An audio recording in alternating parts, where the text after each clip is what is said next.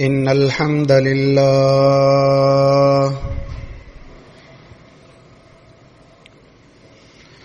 نحمده ونستعينه ونستغفره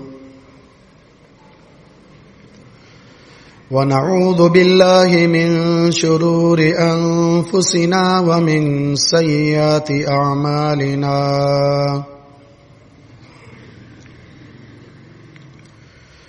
من يهده الله فلا مضل له ومن يضلله فلا هادي له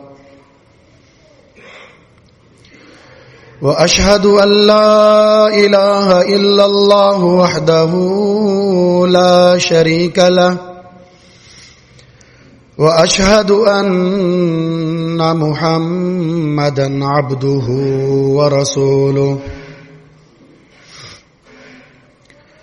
أما بعد فإن خير الحديث كتاب الله وخير الهدي هدي محمد صلى الله عليه وسلم وشر الأمور محدثاتها وكل محدثة بدعة وكل بدعة ضلالة وكل ضلالة في النار اللهم صل على محمد وعلى آل محمد كما صليت على إبراهيم وعلى آل إبراهيم إنك حميد مجيد اللهم بارك على محمد وعلى آل محمد كما باركت على إبراهيم وعلى آل إبراهيم إنك حميد مجيد قال الله تبارك وتعالى في كلامه المجيد فأعوذ بالله السميع العليم من الشيطان الرجيم من همزه ونفخه ونفسه يا أيها الذين آمنوا اتقوا الله حق تقاته ولا تموتن إلا وأنتم مسلمون يا أيها الناس اتقوا ربكم الذي خلقكم من نفس واحدة وخلق منها زوجها وبث منهما رجالا كثيرا ونساء واتقوا الله الذي تساءلون به والأرحام إن الله كان عليكم رقيبا يا أيها الذين آمنوا اتقوا الله وقولوا قولا سديدا يصلح لكم أعمالكم ويغفر لكم ذنوبكم ومن يطع الله ورسوله فقد فاز فوزا عظيما رب اشرح لي صدري ويسر لي أمري واحلل عقدة من لساني يفقهوا قولي اللهم انفعنا بما علمتنا وعلمنا ما ينفعنا وزدنا علما وقال تعالى في مقام آخر فمن زحزح عن النار وأدخل الجنة فقد فاز وقال تعالى في مقام آخر إن إلى ربك الرجعى وقال النبي صلى الله عليه وسلم أتاني جبريل عليه الصلاة والسلام فأوصاني فقال يا محمد عش ما شئت فإنك ميت وأحبب من شئت فإنك مفارق واعمل ما شئت فإنك مجزي به واعلم أن شرف المؤمن قيامه بالليل وعزه استغناؤه عن الناس.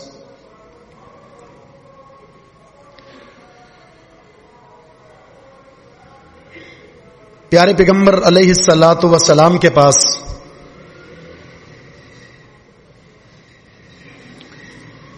بلکہ ہر نبی کے پاس اللہ رب العزت کے پیغام کو لانے والے سید الملائکہ جبریل علیہ الصلاۃ والسلام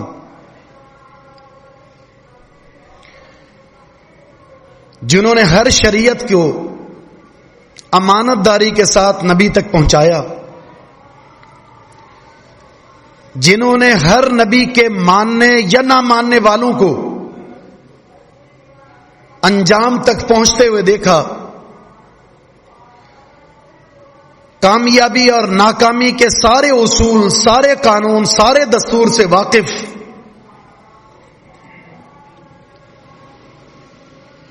آخری نبی محمد الرسول اللہ صلی اللہ علیہ وسلم کو کامیابی اور ناکامی کا خلاصہ، فارمولا، اصول، قانون 5 جملوں میں سمجھا گیا۔ 5 باتیں ایسی ہیں، 5 چیزیں ایسی ہیں، اگر کسی انسان نے اسے اختیار کر لیا اس کی شقاوت سعادت سے بدل جائے گی، دنیا میں بھی سرخرو ہے اور آخرت میں بھی سرخرو ہے۔ یہ حدیث جو میں نے آپ کے سامنے بیان کی ہے، صحیح الجامع الصغیر کے اندر علامہ البانی اس حدیث کو ذکر کرتے ہیں صحیح سند کے ساتھ، اور مستدرک حاکم کے اندر بھی یہ حدیث امام حاکم نقل کرتے ہیں۔ بڑی ہی قیمتی نصیحتیں ہیں۔ جبریل علیہ الصلوۃ والسلام سے بڑھ کر کون کامیابی اور ناکامی کا قانون اور اصول جانتا ہوگا، جس نے ہر نبی کو اللہ کا پیغام پہنچایا اور اس نبی نے امت تک پہنچایا، وہ امت کے 2 حصے بنے، کامیاب لوگ اور ناکام لوگ، یہ سب کچھ دیکھ چکے ہیں۔ اور اللہ کے رسول صلی اللہ علیہ وسلم بیان کیا فرماتے ہیں؟ اتانی جبریل فاوصانی، جبریل علیہ الصلوۃ والسلام میرے پاس آئے اور مجھے وصیت کی 5 چیزوں کی۔ وصیت میں کیا ہوتا ہے؟ نصیحت ہوتی ہے، وصیت میں پیغام ہوتا ہے، وصیت میں حکم ہوتا ہے، وصیت میں آپ کی آرزو اور تمنا ہوتی ہے، اور وصیت کے اندر آپ سے ایک محبت ہوتی ہے۔ یہ وصیت ہے سعادت مندی کی۔ اور وہ 5 خوبصورت باتیں کون سی ہیں؟ ہر بات ایک شریعت کا ایک رہنما اصول ہے۔ فرمایا عش ما شئت فإنک میت، اے محمد صلی اللہ علیہ وسلم آپ جتنی بھی زندگی گزار لیں، جیسی بھی زندگی گزار لیں، جہاں بھی زندگی گزار لیں، جیسے کیسے بھی زندگی گزار لیں، بالآخر اس دنیا سے جانا ہے۔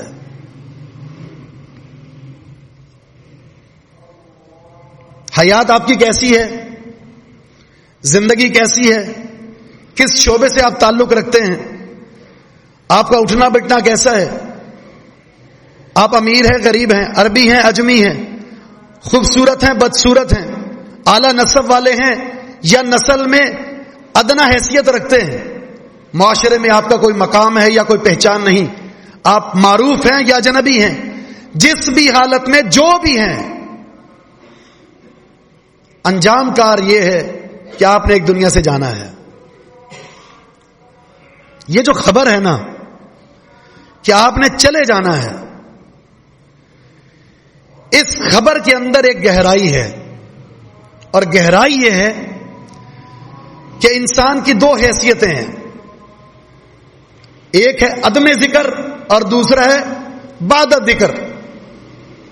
هل اتى على الانسان حين من الدهر لم يكن شيئا مذكورا، ایک وقت وہ بھی انسان پر آیا جب وہ قابل ذکر چیز ہی نہ تھا، میری اور آپ کی کوئی پہچان نہیں تھی، میرے اور آپ کے کوئی تذکرے نہیں تھے، میرے اور آپ کے اس دنیا میں آنے کے بارے میں کوئی نہیں جانتا تھا۔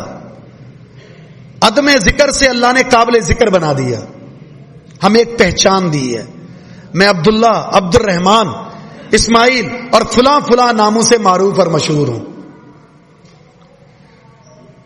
مجھے فلاں فلاں شعبے سے جانا جاتا ہے.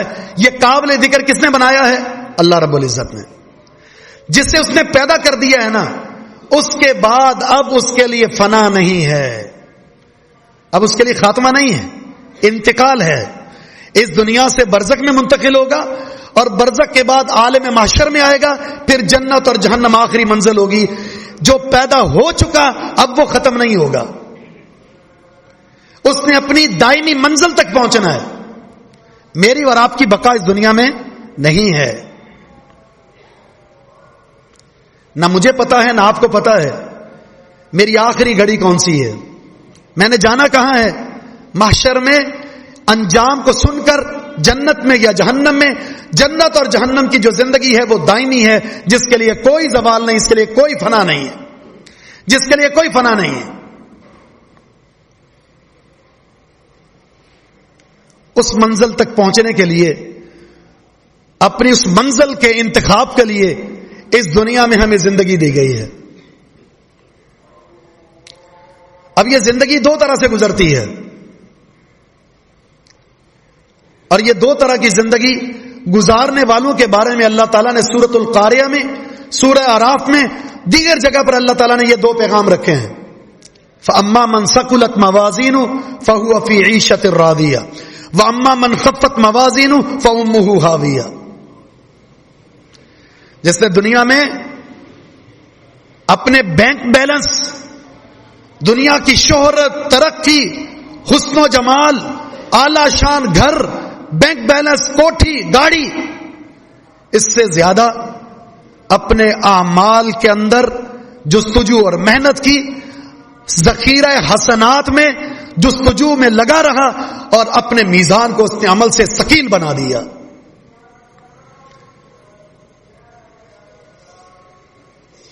اس کے اعمال وزنی بن گئے. مقصد حیات کو جو سمجھے گا، مجھے اللہ نے کیوں پیدا کیا ہے، یہ جو زندگی ہے اللہ نے مجھے کیوں پیدا کیا ہے، یہ مقصد حیات کو جس نے سمجھ لیا اس کا میزان ثقیل ہوگا. اور جس کا میزان ثقیل ہوا، بھاری ہو گیا، اجر زیادہ ہوئے. عیشت راضیہ. دنیا میں تو درد آئیں گے، دنیا میں تکلیفیں آئیں گی، اپنی خواہشات کو مارنا پڑے گا، آبا و اجداد کی تقلید کو چھوڑنا پڑے گا، رسم و رواج کو چھوڑنا پڑے گا، نرم اور گرم بستروں کو چھوڑنا پڑے گا، اللہ کے سامنے جھکنا پڑے گا، اللہ کی عبادت کرنی پڑے گی، بہت سارے تعلقات کو منقطع کرنا پڑے گا، دشمنیاں برداشت کرنا پڑیں گی. یہ ثقل برداشت کریں گے، میزان ثقیل ہوگا اور آخرت کے اندر کوئی پریشانی نہیں ہوگی. عیشت راضیہ، پسندیدہ زندگی ہوگی. اور جس کا پیغام روح قبض کرتے وقت فرشتے کہیں گے، یا ایتھا النفس المطمئنہ ارجعی الی ربک راضیۃ مرضیہ فادخلی فی عبادی وادخلی جنتی. اے مطمئن نفس، بڑی تکلیفیں برداشت کی ہے تو نے، اللہ کی عبادت کے لیے بڑی محنت کی ہے تو نے، اپنے مقصد حیات کو سمجھ کر اس کی تکمیل کے لیے بڑا تو نے وقت لگایا ہے. اب اے نفس مطمئنہ باہر آ جا، پسندیدہ زندگی تیری نصیب ہے، پسندیدہ زندگی کی طرف نکل آ، اللہ کے نیک بندوں کی فہرست میں، جماعت میں، اور اس کی جنت میں داخل ہو جا. دوسرے وہ لوگ ہیں وَأَمَّا مَنْ خَفَّتْ مَوَازِينُهُ، جس کا میزان ہلکا پڑ گیا، مقصد حیات کو نہیں سمجھا، اپنے دنیا میں آنے کا مقصد نہیں سمجھا، زندگی گزاری جیسے جی میں آیا، جیسے خواہش میں آیا، اپنے خواہشات کو اپنا معبود بنا لیا اور اس کے مطابق زندگی گزارتے رہے. نتیجہ کیا ہوگا؟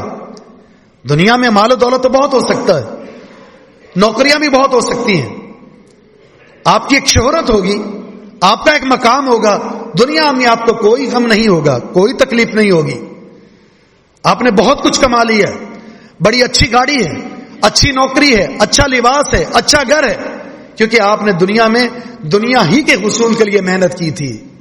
لیکن اب بینک بیلنس تو بہت ہے لیکن جو آپ کے پاس ہونا چاہیے وہ آپ کے پاس نہیں, آپ کا میزان ہلکا پڑ گیا تو دردناک ٹھکانے کے اندر آپ کو پہنچا دیا جائے گا, جس کا پیغام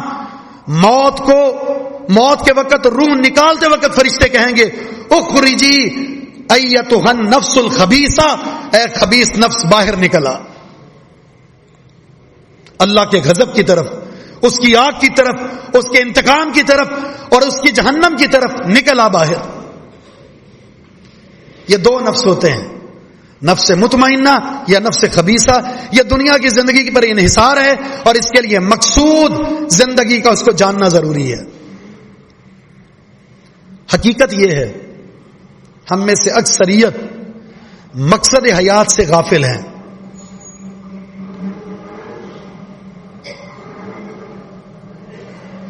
مقصد حیات کو اگر بھول جائے انسان تو اس کا مرتبہ کیا ہے؟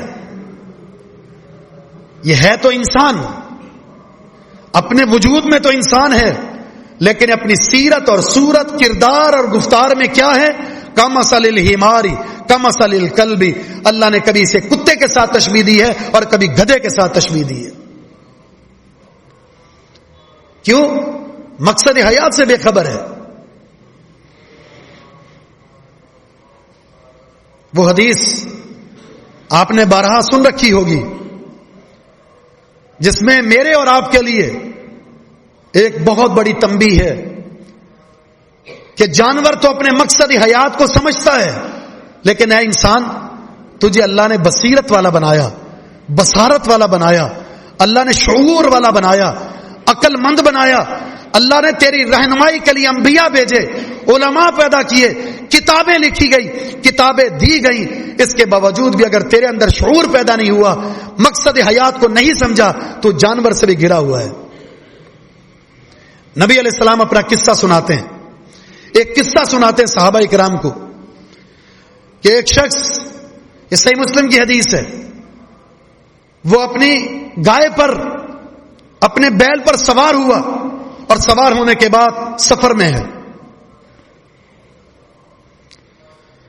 تھوڑا سا وقت گزرا, بیل رکا اور اس گائے نے, اس بیل نے اپنے سوار کی طرف مڑ کر دیکھا اور اس سے کہا انا لم نخلق لہذا انما خلقنا للحرث. ہمیں اس سواری کے لیے پیدا نہیں کیا گیا, ہماری تخلیق کا مقصد, ان میں سے ایک مقصد جو ہے وہ کھیتی باڑی کے لیے ہم سے محنت طلب کرنا بھی ہے. تخلیق کا مقصد ہمیں سواری کے طور پر استعمال کرنا نہیں ہے, زراعت کے لیے, کھیتی باڑی کے لیے ہمیں استعمال کرو.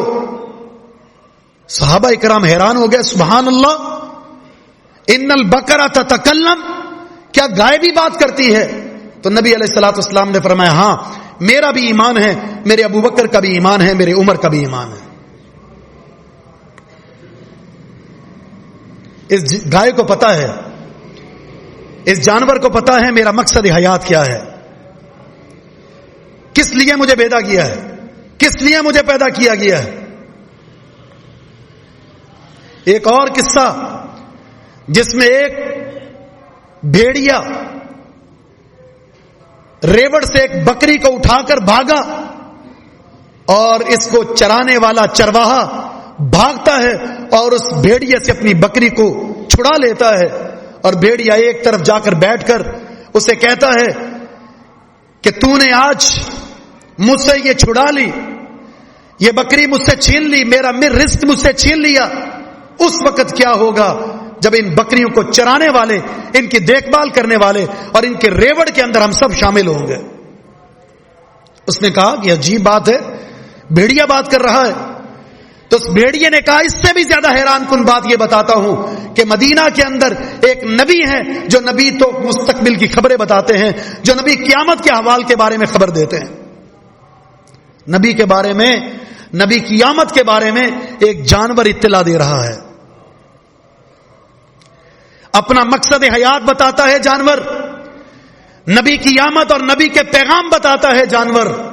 اے انسان, اگر تجھے اپنے رب کی اس تخلیق کا مقصد معلوم نہیں, اپنے نبی کے بھیجنے کا مقصد معلوم نہیں, نبی کی تعلیمات کا مقصد معلوم نہیں, تو یقین جانیے قرآن کریم میں اللہ نے یہ جو آیات ذکر فرمائی ہیں، کمثل الحمار یحمل اسفارا، کمثل الکلب، اور اسی طرح کہیں اللہ نے کمثل الانعام ذکر فرمایا ہے، اور کہیں اسفل السافلین کا ذکر فرمایا ہے. یہ انسان ہی کے بارے میں ہے جس کے اللہ نے فرمایا تھا لقد خلقنا الانسان فی احسن تقویم، ہم نے انسان کو بہترین ڈھانچے میں سے تشکیل دیا ہے، جسے اللہ فرماتا ہے ہم نے اپنے ہاتھ سے پیدا فرمایا ہے، جس کو یہ شرف دیا اپنے ہاتھ سے پیدا کر کے، جسے اللہ نے یہ شرف دیا اپنی خوبصورت پسندیدہ شکل پر اللہ نے پیدا کر کے. آج یہ انسان جانوروں سے کیسے مشابہت اختیار کر بیٹھا ہے، جانور جیسا کیسے ہو گیا ہے. اس کے پیچھے صرف ایک ہی بات ہے، اپنی زندگی کو بھلا بیٹھا، مقصد حیات کو بھلا بیٹھا، دنیا سے ایسا دل لگایا کہ دنیا کی محبت میں گرفتار ہو گیا، جو دھوکے کا سامان ہے، وہ جو آخرت کی زندگی ہے جو کبھی ختم ہونے والی نہیں ہے، اسے بھلا بیٹھا ہے. عش ما شئت فإنک میت، جیسے بھی زندگی گزار لیں، جہاں بھی زندگی گزار لیں، لیکن ہر صورت آپ نے مرنا ہی مرنا ہے. دنیا کی خوشی کے لیے میں اور آپ یہ جملہ اکثر کہتے ہیں، دنیا کی خوشی کے لیے بھی محنت کر رہا ہوں تاکہ بیوی بچوں کا معاش بہتر بنا سکوں، اپنے بچوں کے مستقبل کے لیے اتنی محنتیں کر رہا ہوں، حتیٰ کہ بڑھاپے کے اندر پہنچا ہوا انسان مزدوری کر رہا ہوتا ہے تاکہ اپنے بیوی بچوں کا، اپنے گھر والوں کا وہ معاش بہتر کر سکے. کتنی بڑی غفلت ہے. دو چیزیں ہیں، ایک ہمارا یہ وجود ہے جسم، اور ایک ہماری روح ہے.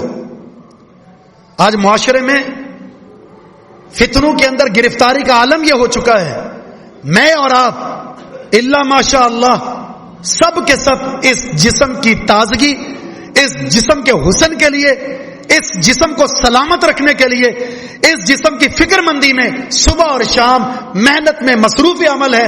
لیکن اس روح کی بہتری کے لیے، جس روح کے اندر ہماری خوراک ایمان اور عمل صالح ہے، اس کی محنت کے لیے ہم کچھ بھی نہیں کر رہے ہیں. اور یہ بات حقیقت ہے، جب انسان دنیا سے ختم ہو جائے گا، قبر میں ڈالا جائے گا، اس جسم نے ختم ہو جانا ہے، یہ لہو بھی ختم ہوگا، یہ جلد بھی ختم ہوگی، یہ ہڈیاں بھی ختم ہوگی، ڈھانچہ ختم ہو جائے گا، وجود ختم ہو جائے گا، مٹی کھا جائے گی.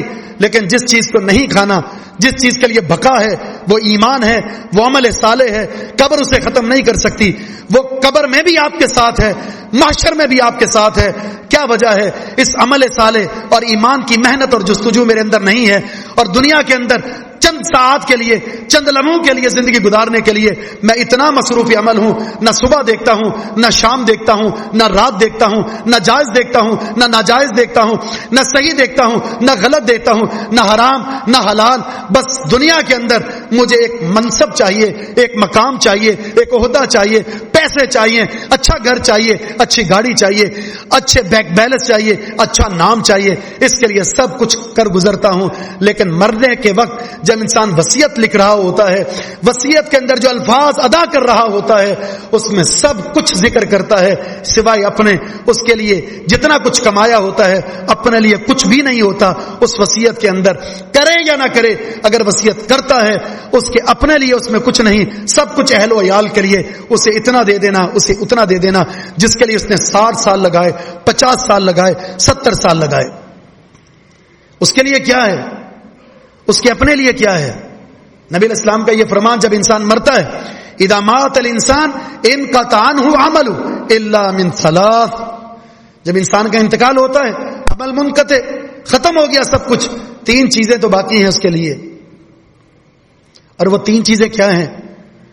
خلاصہ یہ ہے، ایمان اور عمل صالح. ایمان اور عمل صالح، بس یہ باقی ہے. اور یہ کیا ہے؟ اس کی روح کی خوراک. اور انسان اسی وجہ سے انسان ہے. انسان کا شرف اس روح کی خوراک کے ساتھ ہے. اگر روح کو وہ خوراک نہ دی جائے جو مطلوب ہے، جو اللہ نے ہم سے تقاضا کیا ہے، تو انسان بس صرف ایک چمڑا ہے، گوشت کا ٹکڑا ہے، اس سے زیادہ اس کی کوئی حیثیت نہیں. بلکہ اللہ رب العزت کے اس کلام کے مطابق بل ہم اضل، یہ جانور سے بھی گرا ہوا ہے. جانور کے پاس 3 چیزیں ہیں، 3 ٹارگٹ ہیں: کھانا پینا، سو جانا آرام کرنا اور اپنی خواہشات کو پورا کرنا، اس سے زیادہ کچھ بھی نہیں ہے. وہ کھاتا پیتا ہے، تھک جائے تو آرام کرتا ہے اور اس کے بعد اپنی خواہشات کو پورا کرتا ہے. یہ جانور ہے جسے اللہ نے صاحب بصیرت نہیں بنایا، جسے اللہ نے علم نہیں دیا، جس نے وہ شعور نہیں دیا جو ایک انسان کو ہے، جس کے لیے اللہ نے کوئی رہنما نہیں بھیجے، جس کے لیے اللہ نے کوئی داعی اور مبلغ مقرر نہیں کیے.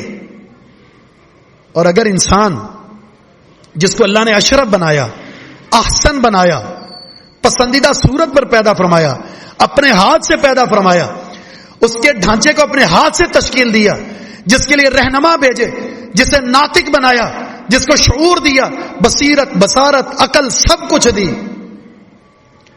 اور وہ بھی اگر دنیا کے اندر صرف یہ 3 کام کرے، صرف کھانا پینا، تھک جائے تو سونا اور اپنی خواہشات میں جو کچھ آ رہا ہے اسے پورا کرتے رہنا، تو یہ انسان اور جانور دونوں برابر ہیں؟ نہیں. لہم قلوب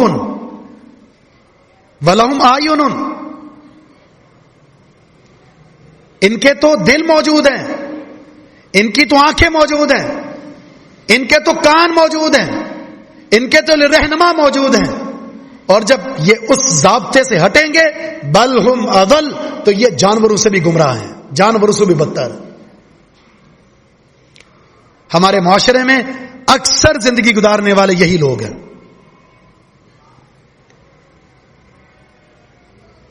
آج ہمیں خوف و ہراس ہے بیماری سے. فاصلہ رکھیے، ماسک پہنیے، ہاتھ بار بار دھوئیے. شرعی تقاضے ہیں، احتیاطی تدابیر اختیار کرنی چاہیے، معیوب بات نہیں ہے، اختیار کریں. لیکن یہ تدابیر، وہ جو زہر زبان سے نکلتا ہے، وہ جو غیبت، وہ جو چغل خوری، وہ جو گالی، وہ جو بے توقیری، وہ جو ہاتھ سے کسی پر ظلم کیا جاتا ہے، وہ جو کسی کے مال پر قبضہ کیا جاتا ہے، وہ خیانت، وہ دھوکہ، وہ فراڈ، وہ غلط کاریاں، وہ گناہ کاریاں، کیا اس میں احتیاطی تدابیر اختیار نہیں کرنی چاہیے؟ ماسک لگا کر احتیاطی تدابیر اختیار کر لیں، لیکن موت سے نہیں بچ سکتے. موت نے آنا ہی آنا ہے. اس بیماری میں نہ صحیح تو کسی اور وجہ سے مرنا تو ہے. انکا میت، اس سے تو بچاؤ نہیں ہے. لیکن جو مراحل ہم نے طے کرنے ہیں اس مرنے کے بعد، قبر کا معاملہ اور برزخ اور محشر کا معاملہ، یہ جواب دہی بہت خطرناک ہے. سمجھدار وہ انسان ہے جو بچاؤ کے لیے محشر میں اور برزخ میں جو سوالات ہوں گے احتیاطی تدابیر اس دنیا میں اختیار کرتا ہے. کل نفس ذائقۃ الموت وانما توفون اجورکم یوم القیامہ فمن زحزح عن النار وادخل الجنۃ فقد فاز. ہر نفس سے مرنا ہے، ہر نفس سے ختم ہونا ہے، اور تمہیں تمہارے عمل کا نتیجہ دیا جائے گا. جسے جہنم سے بچا کر جنت میں داخل کر دیا گیا یہ کامیاب ہے. کسی بیماری میں مبتلا ہوا، دنیا سے چلا گیا، کوئی بات نہیں، جانا ہر ایک نے، لیکن کامیابی کا انحصار اچھی زندگی پر ہے، اچھی موت پر ہے. اچھی زندگی، اچھی موت یہ طے کرے گی قبر اور محشر کے معاملے کو. انما الاعمال بالخواتیم، رسول اللہ صلی اللہ علیہ وسلم کا فرمان ہے، عمل کا جو انجام کار جو دیکھا جائے گا وہ خاتمے کے ساتھ ہے. آپ کا خاتمہ کیسے ہوا؟ آپ اس دنیا سے اٹھے ہیں، اٹھتے وقت آپ کا کردار کیسا تھا، آپ کی سیرت، آپ کی صورت، آپ کا عمل، آپ کا قول کیسا تھا، اس پر آپ کے معاملات طے ہوں گے. اختتام اچھا بنانا ضروری ہے. اور اختتام اچھا کب بنے گا؟ عمل صالح سے. اور عمل صالح زندگی کا وہ حصہ ہے جس سے اللہ محبت کرتا ہے، عطا فرما دیتا ہے. جامع ترمذی کی حدیث ہے، رسول اللہ صلی اللہ علیہ وسلم کا فرمان ہے، اذا اراد اللہ بعبدہ الخیر استعملہ، جب اللہ اپنے بندے سے پیار کرتا ہے، محبت کرتا ہے، بلائی کرنا چاہتا ہے، اللہ اس کو استعمال کرتا ہے. صحابہ نے پوچھا کیف یستعملہ یا رسول اللہ، اے اللہ کے رسول، پروردگار اپنے اس بندے کو استعمال کیسے کرتا ہے؟ فرمایا یوفقہ لعمل صالح قبل الموت، موت سے پہلے عمل صالح کی توفیق عطا فرما دیتا ہے.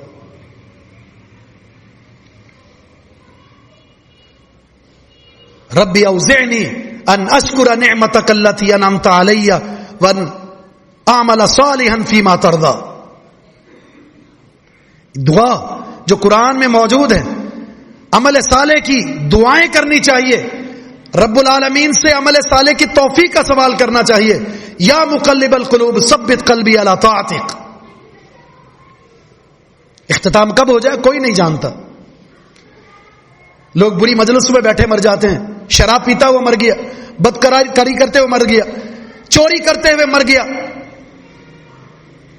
ناجائز امور کو سر انجام دیتے ہوئے مر گیا. اس سے بڑھ کر کوئی بری موت ہو سکتی ہے؟ اچھی موت کیا ہے؟ نبی علیہ الصلوۃ والسلام کو ایک حاجی کے بارے میں اطلاع دی گئی جو دوران حج اپنی سواری سے گرا اور فوت ہو گیا. نبی علیہ السلام نے فرمایا اسے غسل دو، انہی 2 چادروں میں اسے کفن دینا، اس کے سر کو نہ ڈانپنا، اس کو خوشبو نہ لگانا، کیونکہ یہ حج کی صورت میں مرا ہے اور حج کرنے کے دوران نہ خوشبو لگائی جاتی ہے نہ سر کو ڈانپا جاتا ہے. جب کل قیامت کے دن اسے قبر سے اٹھایا جائے گا تو یہ قبر سے اٹھے گا لبیک اللہم لبیک صدا بلند کرتے ہوئے، اے اللہ میں حاضر ہوں، صدائیں بلند کرتے ہوئے، تلبیہ پڑھتے ہوئے قبر سے اٹھے گا. اس سے بڑھ کر خوبصورت کیا موت ہو سکتی ہے؟ قرآن پڑھتے ہوئے کوئی فوت ہو جائے، سجدہ کرتے ہوئے فوت ہو جائے، اللہ کے گھر میں انتقال ہو، نماز پڑھنے کے لیے آ رہا ہے یا نماز پڑھ کے جا رہا ہے، طلب علم کے لیے آ رہا ہے یا طلب علم کے ساتھ جا رہا ہے، اللہ کی راہ میں موت یہ عظیم موت ہے. یہ زندگی کا خاتمہ ایسا خاتمہ ہے جو آپ کے آخرت کے خاتمے کو، آپ کے آخرت کے انجام کو طے کرے گا اور عیشت راضیہ کو طے کرے گا.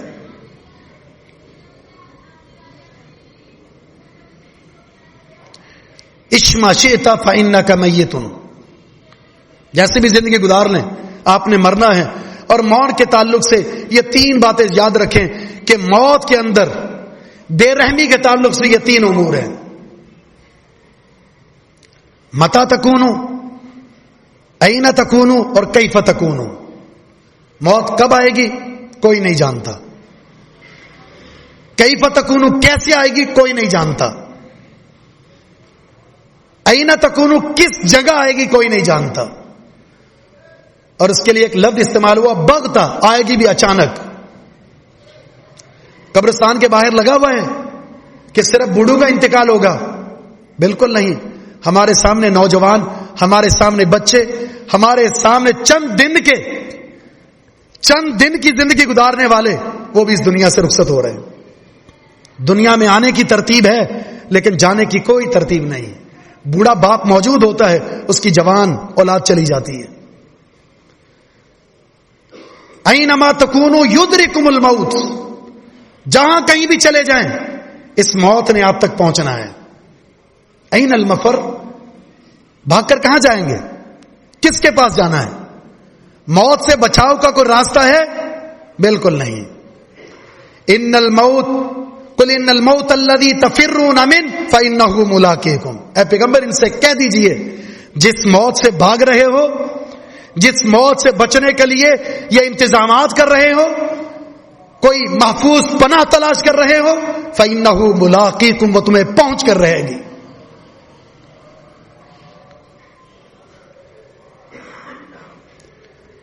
جب مفر نہیں ہے، آنی ہی آنی ہے، تو اسے یاد رکھنا ضروری ہے. ایک صحابی نے رسول اللہ صلی اللہ علیہ وسلم سے 2 سوال کیے. عبداللہ بن عمر کہتے ہیں ایک انصاری نے رسول اللہ صلی اللہ علیہ وسلم سے 2 سوال کیے. پہلا سوال یہ تھا اہل ایمان میں عقل مند کون ہے؟ اور دوسرا سوال یہ ہے اہل ایمان میں افضل کون ہے؟ تو آپ نے فرمایا افضل احسنہم اخلاقا، جس کا اخلاق اور کردار سب سے خوبصورت ہو۔ شریعت کے اندر لفظ حسن جس کو ہم اپنے ظاہری وجود پر استعمال کرتے ہیں، شکل اچھی ہونی چاہیے، لباس اچھا ہونا چاہیے، گھر اچھا ہونا چاہیے، دکان اچھی ہونی چاہیے، نوکری اچھی ہونی چاہیے، یہ اچھائی دنیا کے لیے استعمال کرتے ہیں، لیکن شریعت نے ہم سے تقاضا کیا ہے عبادات میں، الذی خلق الموت والحیات لیبلوکم ایکم احسن عملا۔ من توضا فاحسن الوضوء اذا ذبحتم فاحسنوا الذبح اذا قتلتم فاحسنوا القتل ان تعبد اللہ کانک تراہ۔ ساری چیزیں عبادات کے اندر جو ہم سے مطلوب ہیں وہ یہ ہے کہ خوبصورت کر کے عبادت کو سر انجام دیا جائے۔ پوری عبادات جب اچھے طریقے سے ہوگی، خوبصورت سے ہوگی، آپ کا کردار، آپ کی گفتار، آپ کی زبان سے نکلنے والے جملے سارے کے سارے اگر وہ خوبصورت ہوئے جو اللہ کی مرضی اور چاہت کے مطابق ہیں، اس کو حسن اخلاق کہتے ہیں۔ میٹھی زبان سے بات کر لی آپ نے اور اسی کو ہم اخلاق سمجھ بیٹھے ہیں؟ بالکل نہیں۔ ام المومنین عائشہ صدیقہ رضی اللہ تعالی عنہا سے سوال ہوا تھا نبی علیہ السلام کے اخلاق کے بارے میں بتائیے، تو فرمایا کیا قرآن نہیں پڑھا؟ کان خلقہ القرآن، محمد الرسول اللہ صلی اللہ علیہ وسلم کا اخلاق دیکھنا چاہتے ہو تو پورا قرآن آپ کا اخلاق ہے۔ قرآن کی عملی تصویر بن جائے یہ اخلاق ہے، اسی کو حسن خلق کہتے ہیں۔ زبان میٹھی ہے، آپ کے پاس توحید نہیں ہے، زبان میٹھی ہے، نماز نہیں پڑھتے آپ، زبان میٹھی ہے، رزق حلال نہیں ہے، زبان میٹھی ہے، حقوق ادا نہیں کرتے، حسن اخلاق نہیں ہے، یہ زبان کی شیرینی ہے۔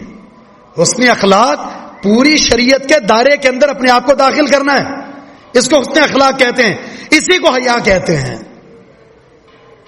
حیا اور اخلاق ایک چیز ہے۔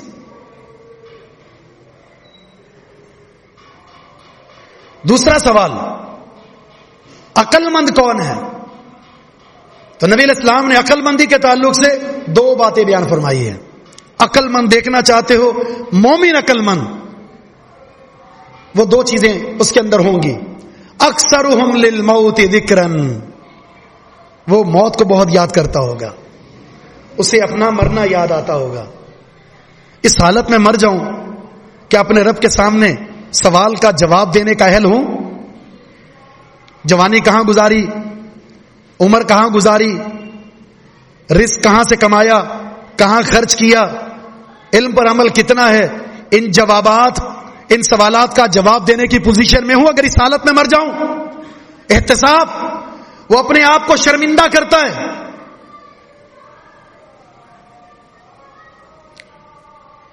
مجھ سے ایک شخص نے سوال کیا روتے ہوئے، اس دل کے اندر اپنے رب کی محبت پیدا کرنا چاہتا ہوں، ہو نہیں رہی، شرمندہ ہوں میں کہ نماز نہیں پڑھ پاتا، قرآن کی صحیح معنوں میں تلاوت نہیں کر سکتا، میں کیا کروں؟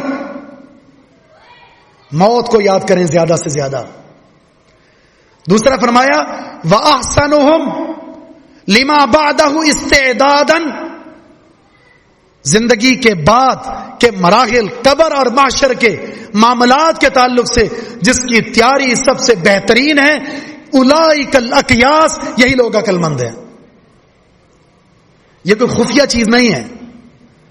قرآن پڑھتے ہوئے نظر آنے والے لوگ، نماز کے اندر اپنی حاضری لگانے والے لوگ، 5 وقتہ با جماعت نماز پڑھنے والے، رزق حرام سے دور رہنے والے، جہاں شک آ جائے اس کو ترک کر دینے والے، حقوق العباد ادا کرنے والے، روزوں کا اہتمام، زکوٰۃ، صدقات، ان عبادات کے حاملین، یہ وہ لوگ ہیں جو موت کی تیاری کر رہے ہیں، موت کے بعد قبر اور محشر میں ان سوالات کی تیاری کر رہے ہیں، من ربک، من نبیک، ما دینک، یہ چیزیں ہیں جو نظر آتی ہیں، جو مسجد میں نہیں آتا، جو کاروبار کی چمک اور دمک میں مصروف عمل ہے،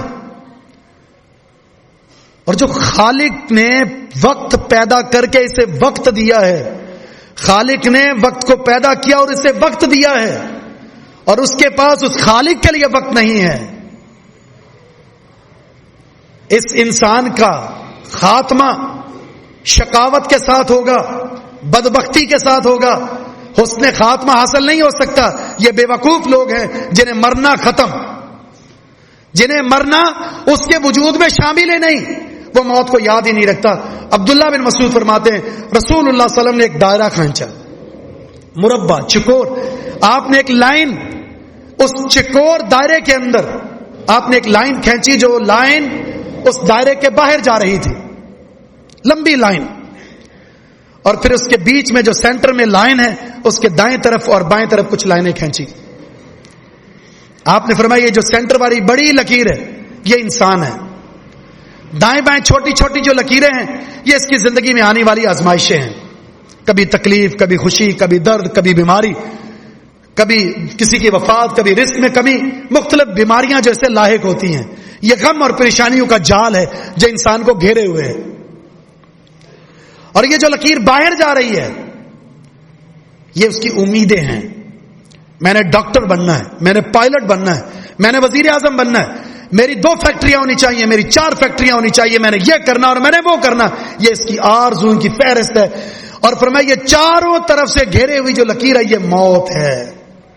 انسان موت کے اندر ہے, موت نے چاروں طرف سے گھیرا ہوا ہے, اور اس کی آرزویں اس موت والی لکیر سے باہر جا رہی ہیں. یہ آرزویں 2 طرح کی ہوتی ہیں, ایک دنیا کی حد تک اور ایک آخرت کے تعلق سے.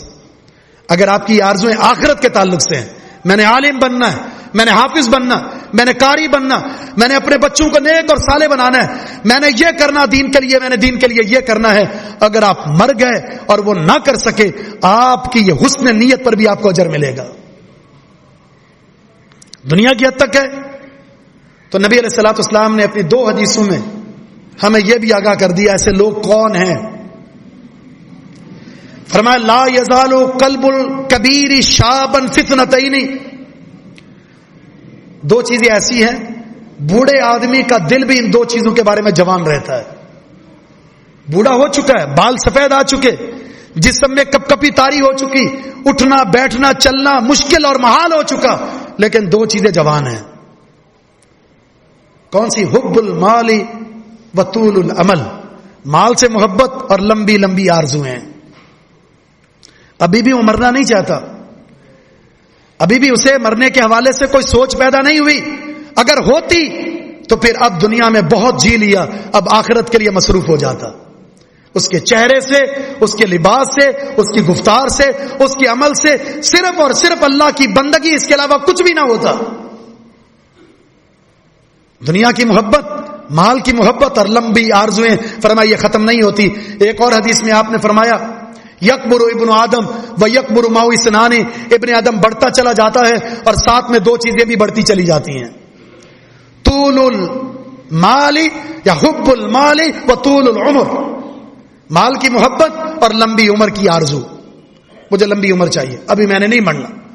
70 سال 80 سال ہو چکے ہیں, اور حدیث میں آتا ہے جسے 60 سال کی عمر مل جائے, 60 سال اور 70 سال کے بیچ میں اس امت محمدیہ کی عمر کا اکثر کا ٹارگٹ ہے, بہت ہی قلیل تجاوز کریں گے.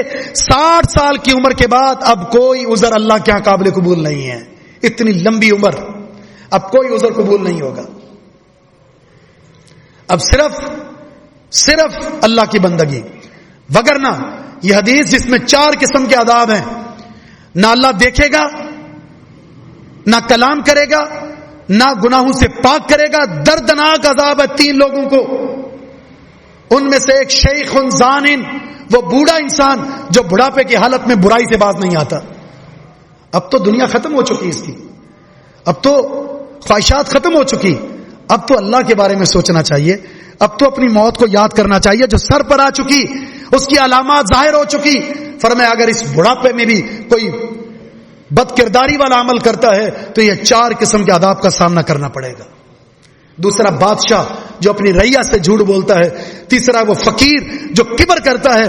یہ 3 قسم کے لوگ ہیں جن کے پاس گناہ کا جواز نہیں ہے, جھوٹ کا جواز نہیں, کبر کا جواز نہیں, برائی کا جواز نہیں, پھر بھی یہ برائی کا ارتکاب کرتے ہیں. یہ 4 قسم کا دردناک عذاب انہیں ملے گا.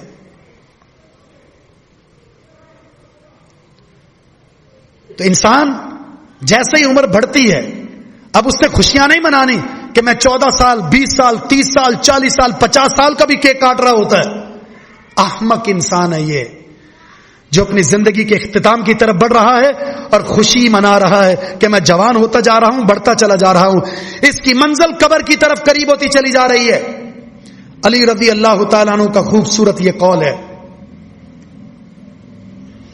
فرمایا کرتے تھے الدنیا مدبرہ والآخرہ مقبلہ, دنیا جا رہی ہے اور آخرت دھیمے دھیمے آ رہی ہے. وَلِكُلِّ وَاحِدٍ مِّنْهُمَا بُنُونَ, ان دونوں کے چاہنے والے موجود ہیں. کوئی دنیا سے محبت کرتے ہیں, کوئی آخرت سے محبت کرتے ہیں. فَكُونُوا مِنْ أَبْنَاءِ الْآخِرَةِ, میں تمہیں نصیحت کرتا ہوں آخرت والے بن جاؤ, آخرت کے چاہنے والے بن جاؤ. موت کو یاد کرو, مرنے کے بعد مراحل کو یاد کرو, قبر کے سوالات, آخرت کے سوالات کو یاد کرو. تم نے اللہ کے سامنے پیش ہو کر ایک ایک گھڑی کا حساب دینا ہے. وَلَا تَكُونُوا مِنْ أَبْنَاءِ الْآخِرَةِ, دنیا کے چاہنے والے مت بننا. اليوم عمل, آج عمل کا دن ہے, عمل کر لو, آج عمل کر لو. وغدن حساب ولا عمل, اور کل حساب و کتاب ہوگا, وہاں عمل کی کوئی گنجائش نہیں ہوگی. قرآن کریم میں اللہ نے یہ ذکر کر دیا وَلَوْ تَرَىٰ إِذِ الْمُجْرِمُونَ نَاكِسُو رُءُوسِهِمْ عِندَ رَبِّهِمْ رَبَّنَا أَبْصَرْنَا وَسَمِعْنَا فَارْجِعْنَا نَعْمَلْ صَالِحًا إِنَّا مُوقِنُونَ. جب مجرمین اپنے رب کے سامنے اپنے سروں کو جھکائے کھڑے ہوں گے,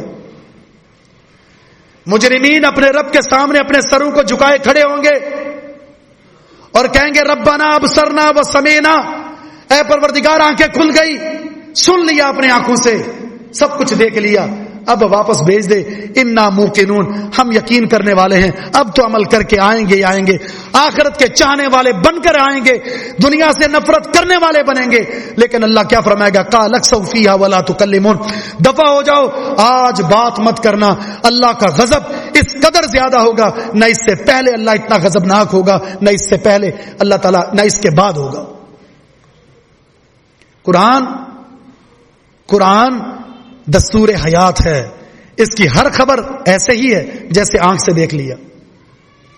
وہ مراحل بیان کر دیے گئے ہیں, قبر میں کیا ہوگا, محشر میں کیا ہوگا. عقل مند وہ انسان ہے جو جبریل علیہ الصلوۃ والسلام کی یہ نصیحت عش ما شئت فإنک میت, زندگی جیسے بھی گزار لو, مرنا ہی مرنا ہے, لیکن اچھی زندگی گزارو گے, با مقصد زندگی گزارو گے, اپنے اعمال صالحہ کے ذریعے میزان کو بھر دو گے, اپنا میزان ثقیل کر دو گے. عیشۃ راضیہ, آخرت میں کامیاب والی زندگی ہے. اگر دنیا کے اندر اپنے بینک بیلنس بھرتے رہے اور آخرت کے لیے کچھ بھی نہ کیا تو میزان ہلکا پڑ گیا. جب میزان ہلکا پڑا تو وہ بربادی کی زندگی ہوگی, جہنم والی زندگی ہوگی, انتقام والی زندگی ہوگی, غضبناک والی زندگی ہوگی, اور وہ زندگی کسی کے لیے قابل برداشت نہیں ہو سکتی. تو موت ایک اٹل حقیقت ہے. زندگی صرف اس لیے دی گئی ہے کہ موت کے پل کو کراس کر کے آخرت کے مراحل کے اندر اللہ کی رضا کو حاصل کر لیا جائے. بس اللہ کی رضا کے حصول کے لیے محنت کرنے کی یہ جگہ ہے. اس جگہ میں اللہ کو راضی کرنے کی جستجو کرنی ہے, عبادات کے ذریعے, قرآن کے ذریعے, تلاوت کے ذریعے. شیطان کی یلغار ہے جو اللہ کی رضا اور تقرب سے دور کرنے کے لیے جال بچھا چکی ہے. بالخصوص نوجوان مساجد کی زینت بنے, ان کے ہاتھ میں جس قدر موبائل ہوتا ہے اس قدر قرآن ہونا چاہیے. رزق حلال کا اہتمام کریں, اچھی مجلسوں کو اختیار کریں, طلب علم کا شوق پیدا کریں, قرآن کے فہم کا شوق پیدا کریں. یہ زندگی اسی چیز کے ساتھ حسین بنے گی, وگرنہ انسان اپنی تباہی اور اپنی بربادی کو اپنے ہاتھوں سے وہ مقدر کر لیتا ہے. اللہ سے دعا ہے کہ رب العالمین ہمیں صحیح معنوں میں آسن زندگی گزارنے کی توفیق عطا فرما دے, حسن اخلاق کو اور اپنی عبادت کو حسین بنانے کی توفیق عطا فرما دے, اپنے میزان کو ثقیل کرنے کی توفیق عطا فرما دے. اجر کا جو سلسلہ ہے اپنے اعمال صالحہ کے ذریعے, اس سے اپنے جو میزان ہے اس کو بھرنے کی اللہ توفیق عطا فرما دے. وما توفیق الا باللہ, وآخر دعوانا ان الحمد للہ رب العالمین.